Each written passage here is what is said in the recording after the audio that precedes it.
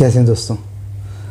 अ, आज का जो मुख्य यक्ष प्रश्न है वो कि कुंभ के मेले से भारत की अर्थव्यवस्था में कितना इजाफा होगा और भारत की जीडीपी कितनी ज़्यादा बढ़ जाएगी। तो सबसे पहले तो हम लोग को ये समझना चाहिए कि एक्चुअली जीडीपी बढ़ती कैसे है। तो जीडीपी बढ़ने के लिए क्या चीज़ जो है उसकी बेसिक रिक्वायरमेंट होती है। जैसे मतलब क्या होता है कि हम कैसे 5 ट्रिलियन की इकोनॉमी बन जाएंगे या भारत की अर्थव्यवस्था कैसे। देखिए, जो देश है वही घर है, जो घर है वही देश है। सबका सिस्टम एक तरीके का है और जितना आसान भाषा में इस चीज़ को हम लोग समझ लें उतना हमारे लिए बेहतर रहता है। देखिए, अर्थव्यवस्था आपकी विकसित जब होती है जब उसके अंदर में कोई नया पैसा ऐड ऑन होता है। नया पैसा जब उसके अंदर में आता है, मान लीजिए आपके पास 1 किलो दूध था, अब आपने उसको जो है पतीले में रख दिया। उस 1 किलो दूध को जो है आपने फिर 5 अलग अलग गिलास में रख दिया, फिर 10 कपों में रख दिया, फिर वापस से दूसरे पतीले में रख दिया। तो ये ट्रांजैक्शन तो हो रही है, लेकिन ये दूध बढ़ नहीं जाएगा, ये बढ़ नहीं सकता। उसके लिए ज़रूरी ये है कि नया दूध 1 पाव आप कहीं से इंतज़ाम ज़रूर करके लेकर आएँ, ताकि अब आप कहें कि आपका ये दूध जो है ये बढ़ गया है। तो कुंभ मेले के अंदर जितने भी हमारे भाई बहन गए और जितने लोगों ने भी वहाँ पर स्नान किया, तो ठीक है, पूरे भारत के वो लोग थे और भारत से वो उत्तर प्रदेश में गए और वहाँ पर जाकर उन्होंने बहुत सारा पैसा खर्चा किया। तो इसके अंदर में क्या हुआ, डोमेस्टिक पैसे ने अपना हाथ बदला। ठीक है, उत्तर प्रदेश को हो सकता है उससे कुछ बेनिफिट आ जाए, लेकिन वो पैसा वापस से अगर कहीं पर मैन्युफैक्चरिंग हब है या कहीं पर से इंडस्ट्री लगी हुई है, मान लीजिए गुजरात की कोई इंडस्ट्री है और उत्तर प्रदेश में वो कोई सामान बेचती है, तो ये पैसा जैसे हाथ बदल के इधर आया, ये हाथ बदल के वापस वहीं चला जाएगा और देश के अंदर ही ट्रांजैक्शन होता रहेगा। तो इससे जो है अर्थव्यवस्था नहीं बढ़ती है। इससे सिर्फ ये रहता है कि हाँ भाई, ट्रांजैक्शन खूब सारा हो गया और जीडीपी की ग्रोथ का इससे कोई भी ताल्लुक़ नहीं है, 1% भी नहीं बढ़ेगी। ये वैसे ही है जैसे अभी ट्रम्प साहब ने जो है वो टैरिफ लगा दिया है और वो टैरिफ लगा वो भी विश्व गुरु है। तो उन्होंने टैरिफ लगा के ये बताया कि अमेरिका की इकोनॉमी इससे जो है बूस्ट कर जाएगी, मतलब बढ़ जाएगी। अब टैरिफ क्या होता है, जैसे मान लीजिए मैंने आपको 10 रुपये का एक सामान था, मैं बेचता था, 1 रुपये का टैक्स लग के एक अमेरिकन आदमी से 11 रुपये का ख़रीद लेता था। अब वो कहने लगे मैं 3 रुपये लूँगा, 1 रुपये नहीं, मैंने 200% इसके ऊपर में टैरिफ बढ़ा दिया है। वो कहने लगे तो अब मैं 10 रुपये का सामान है, मैं 13 रुपये लगा के, मैं 11 रुपये लगा के, मैं जो भी है टैक्स लगा के उसको वहाँ बेच दूँगा। वहाँ पर जो बायर है वो उसके ऊपर जो टैरिफ लगा हुआ है वो ऐड करके 13 रुपये का बेच देगा। अब वो कहेंगे कि इससे जो है लोकल अमेरिकन जो इंडस्ट्री है यहाँ का सामान, क्योंकि जो भारत का जाता है वहाँ पे महंगा हो जाएगा और लोकल इंडस्ट्री जो है उसको वहाँ पे बेनिफिट मिलेगा। तो देखिए, लोकल इंडस्ट्री और यहाँ के भाव में जब अच्छा खासा फ़र्क होता है ना, तभी कोई चीज़ यहाँ से एक्सपोर्ट की जाती है। कोई ऐसी सामान एक्सपोर्ट नहीं किए जाते जिसके अंदर में बहुत माइन्यूट सा कोई छोटा मोटा सा डिफरेंस होता है। मान लीजिए कोई चीज़ ऐसी है जिसका रॉ मटेरियल हमारे पास होता है, तो अगर रॉ मटेरियल वो वहाँ पर जाएगा तो ही वो वहाँ पर उसकी मैन्युफैक्चरिंग होगी।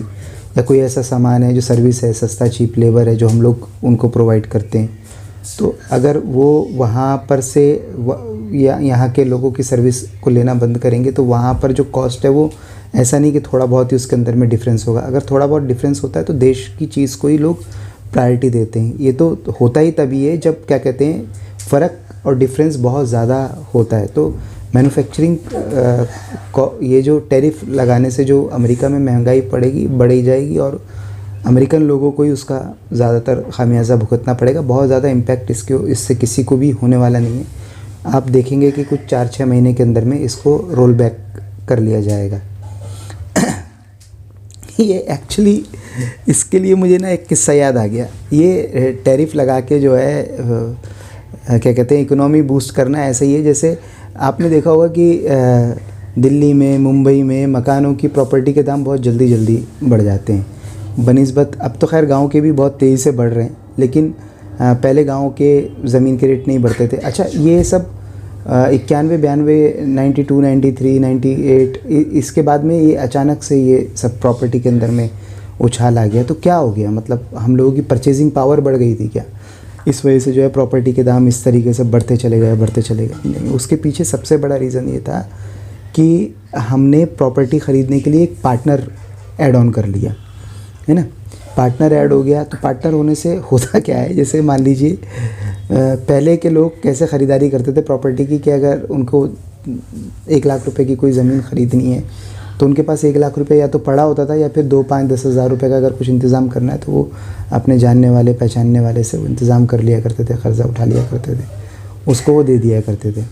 वो लाख रुपए का लाख रुपये ही रहता था, और अगर इंटरेस्ट पे भी उठाया तो बहुत थोड़ा पैसा वो लोग उठाते थे, क्योंकि उनको पता था कि इंटरेस्ट बहुत ज़्यादा होगा और वो पे नहीं कर पाएंगे। ज़्यादातर तो वैसे कैश में ही, नकद के अंदर ही डील हो जाती थी, पूरा पैसा होता था जब भी वो ज़मीन ख़रीदी जाती थी। किसी के 50,000 रुपया तो 50,000 का सौदा करता था, 1 लाख रुपया तो 1 लाख का सौदा करता था। फिर क्या हुआ, बैंक ऐड हो गया।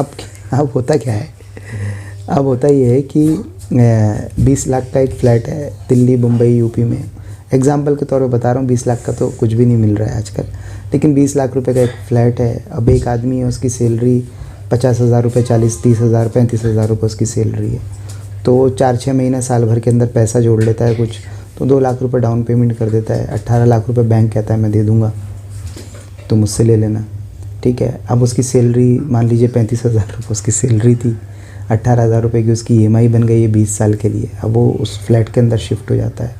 अब 1 साल, 2 साल, 3 साल, 4 साल तक वो जिस तरह से देता रहता है, या तो उसकी जॉब छूट जाए, या फिर उसके अंदर ही कोई ब्रह्म ज्ञान पैदा हो जाए, उसके नींद के चक्षु खुल जाएं और उसकी आंखें खुलें और देखें ये मैं कर क्या रहा हूँ। जिस सोसाइटी के अंदर ये आदमी 8,000 रुपये या 10,000 रुपये महीने के किराए पे रह रहे हैं, यहाँ पे मैं 3 साल से जो है 18,000 रुपये दे रहा हूँ, जिसकी गारंटी नहीं कि मैं 20 साल तक दे पाऊँगा, ठीक है। फिर वो सोचता है कि यार मैं इस प्रॉपर्टी को बेच देता हूँ, मेरे काफ़ी तो पैसे जुड़ ही गए, है ना। तो मैंने बहुत सारा तो बैंक को दे दिया है, और 2 लाख रुपए तो तब मैंने डाउन पेमेंट के टाइम पे किए थे। तो देखता है कि उसने 5 साल तक EMI दी 18,000 रुपये के साथ, तो देखता है 7-8 लाख रुपए तो मैं बैंक को पे कर चुका हूँ, तो ये एक कॉस्ट है। 2 लाख रुपए मैंने जब दिए थे, 1 लाख रुपये और मैंने क्योंकि 5 साल के लिए इन्वेस्ट किया है, तो 8 लाख, 3 लाख और 11 लाख तो मैंने ही पे कर दिए।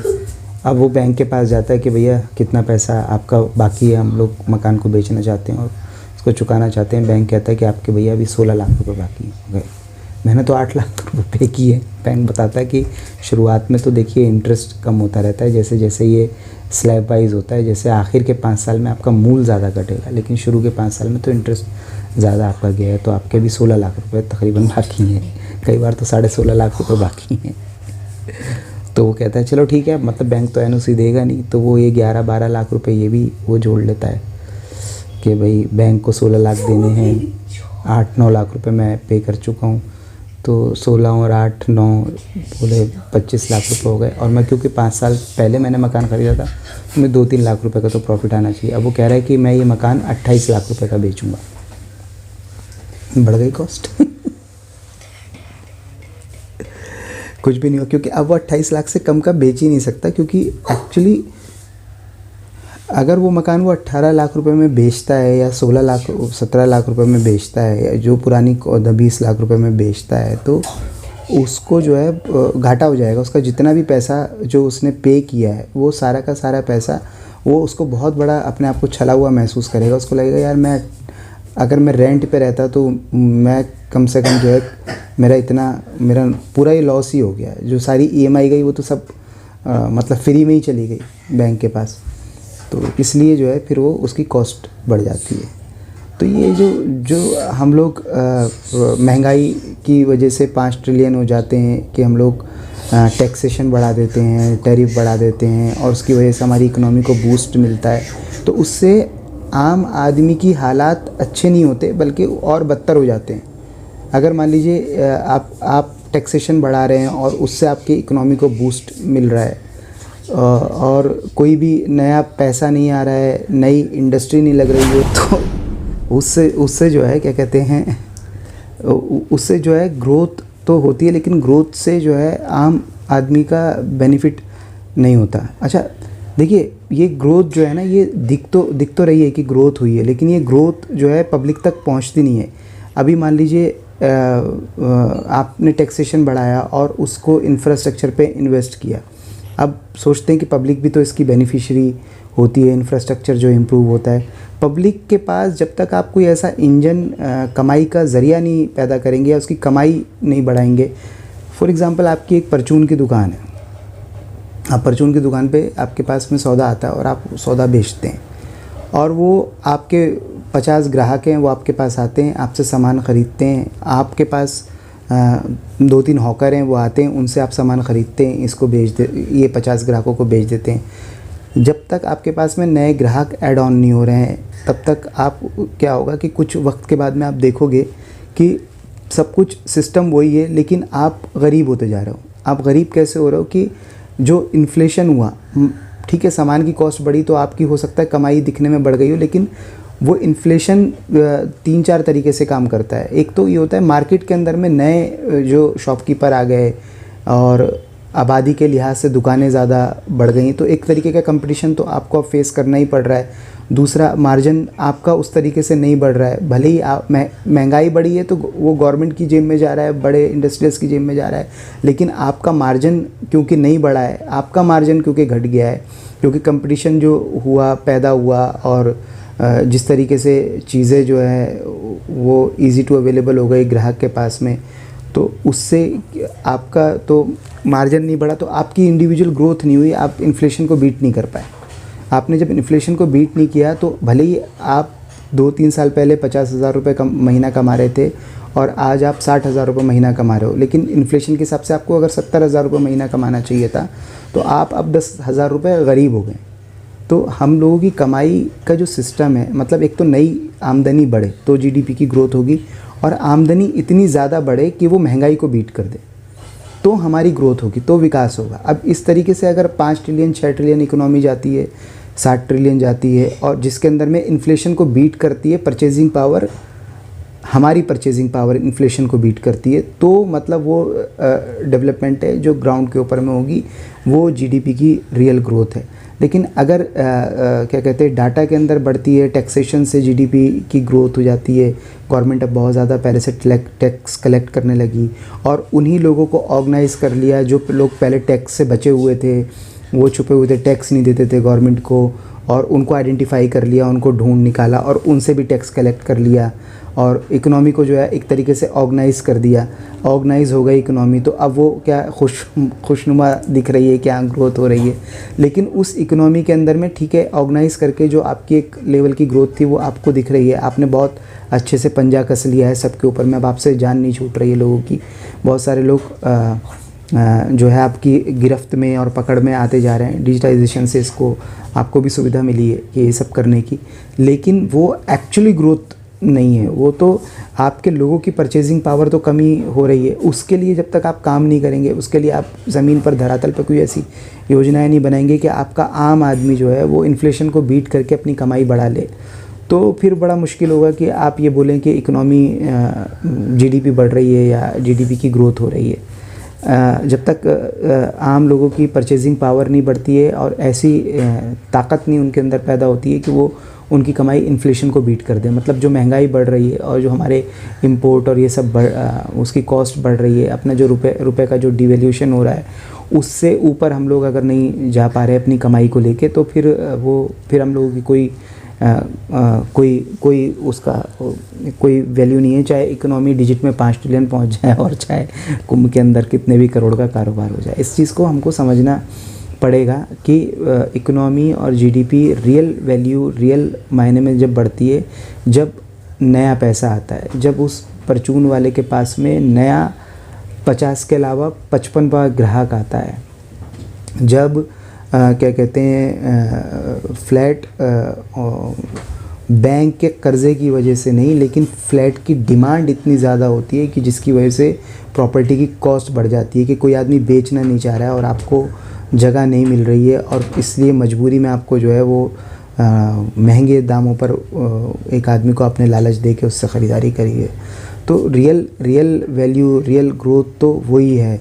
बाकी ये है कि कोई कर्ज़े में दबा हुआ था इसलिए वो अपना मकान जो है उससे कम में बेच नहीं सकता, या फिर क्या कहते हैं एक आदमी अब जो है 20 लाख की ट्रांजैक्शन करके 2 लाख रुपए कमा रहा है, और पहले वो जो है 12 लाख की ट्रांजैक्शन पे ही 2 लाख रुपए कमा लिया करता था।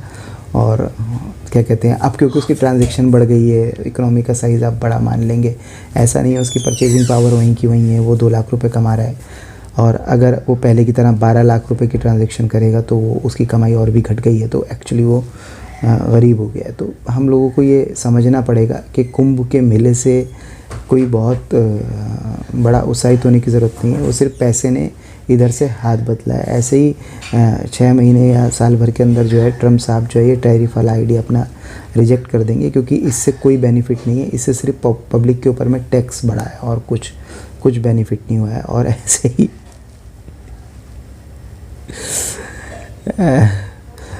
दिल्ली यूपी महानगरों के अंदर प्रॉपर्टी की कॉस्ट नहीं बढ़ रही है, उसके अंदर बैंक इन्वॉल्व हो गया है और वो इंटरेस्ट को बीट करने के लिए जो है उसकी कॉस्ट जो है वो अपने आप बढ़ रही है। अब रीज़न जो भी है, जो लोग प्रॉपर्टी में इन्वेस्ट कर रहे हैं और अपने पैसे से इन्वेस्ट कर देते तो यकीनन उनको उसका बेनिफिट तो मिलता ही है, लेकिन वो लोग कम होते हैं। रियल ग्रोथ जो है वो तभी होगी जब परचेजिंग पावर, आम लोगों की परचेजिंग पावर बढ़ जाएगी और हम लोगों की कमाई बढ़ जाएगी। हम लोगों को ये सोचने की ज़रूरत है कि जब गवर्नमेंट कहती है हमसे कि विकास हो रहा है या विकास हो गया है, तो हमको ये समझने की ज़रूरत है कि हमारी कमाई किस तरीके से बढ़ी है। पहले हम लोग कितना पैसा कमाते थे और अब हम लोग कितना पैसा कमाते हैं, और महंगाई किस हिसाब से बढ़ी है, क्या उस महंगाई से ज़्यादा हमारी कमाई बढ़ी है, हमारा विकास 7-8% के हिसाब से लगातार हो रहा है, हम लोग इन्फ्लेशन को बीट कर रहे हैं कि नहीं। तो और वो तब माना जाएगा कि हाँ धरातल के ऊपर में विकास हुआ है, क्योंकि ये इंफ्रास्ट्रक्चर तो डेवलप हो ही रहा है। और कई बार क्या होता है, बैंकों के कर्ज़े से भी हम लोग बहुत सारे आइटम ख़रीद के बैठे होते हैं और कई बार बैंकों के पैसे भी लोन चुकता करने में हमारी जान जा रही होती है, और कई बार तो बैंक वाले फ़ोन कर करके आपका दिमाग चाट रहे होते हैं और EMI नहीं पे कर रहे होते हैं आप। तो ये सब विकास की एक तस्वीर है, छलावा है। तो ऐसे इसमें मत आइए। रियल डेवलपमेंट किस तरीके से होता है देश का वो समझिए, और अगर नहीं भी समझ सकते तो अपना रियल डेवलपमेंट के ऊपर में फोकस कीजिए। इंडिविजुअल का रियल डेवलपमेंट हो सकता है अगर वो एक मंत्र पे हमेशा फोकस रखे। वो मंत्र है, काम से काम सबको आराम। अपने आप को झोंक दो और सिर्फ ये देखो कि आपकी ज़िंदगी में, देश वाले प्रधानमंत्री वगैरह देख लेंगे देश की ज़िंदगी में नए पैसे कैसे रोज़ ऐड ऑन होंगे। आप अपना देख लो कि आपकी ज़िंदगी के अंदर आप नए पैसे, नए लोग कैसे ऐड ऑन कर रहे हैं, ताकि आप कम से कम खुद इंडिविजुअल इन्फ्लेशन को बीट कर पाएँ और एक कामयाब इंसान बने। मेरी तरफ से तो आपको शुभकामनाएं हैं और आपकी तरफ से मुझे भी आप शुभकामनाएं भेजें। धन्यवाद। DJ